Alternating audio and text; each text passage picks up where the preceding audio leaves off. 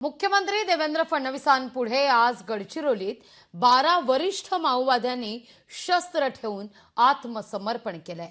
विशेष म्हणजे पहिल्यांदाच 2 जहाल महिला माओवाद्यांनी स्वयंचलित AK-47 रायफल आणि इतर शस्त्रांसह गणवेशातच मुख्यमंत्र्यांसमक्ष आत्मसमर्पण केलं। नम्रपणे शस्त्र बहाल केल्यानंतर मुख्यमंत्र्यांनी देखील त्यांचं कौतुक करत हाती संविधान सोपवलंय।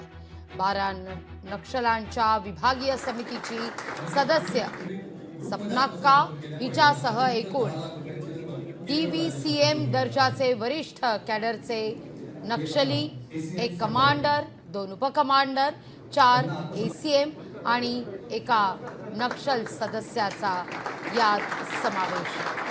महाराष्ट्र शासनानं राज्य सरकारनं त्यांच्यावर एकूण 1,12,00,000चं पारितोषिक जाहीर केलेलं होतं।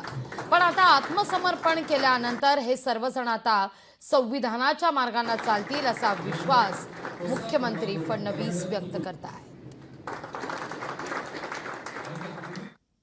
हे सगळे समर्पित जे माओवादी आहेत त्यांना आपण भारताचं संविधान भेट दिलेलं आहे। कारण आपल्याला माहिती आहे की माओवादाचा जो विचार आहे तो भारताचं संविधान आणि भारताच्या संविधानाने तयार केलेल्या संस्था अमान्य करतो आणि म्हणूनच त्यांचं आत्मसमर्पण त्यांनी केलं। याचा अर्थ काय आहे तर त्यांनी आज हा माओवादाचा विचार सोडलेला आहे, संविधान अंगीकारलेला आहे आणि म्हणूनच निश्चितपणे आता याच्या पुढे त्यांच्या जीवनामध्ये त्या संवैधानिक मार्गाने ते चालतील हा विश्वास मी व्यक्त करतो। लोकशाही मराठी ऐका, पहा, जागरूक रहा।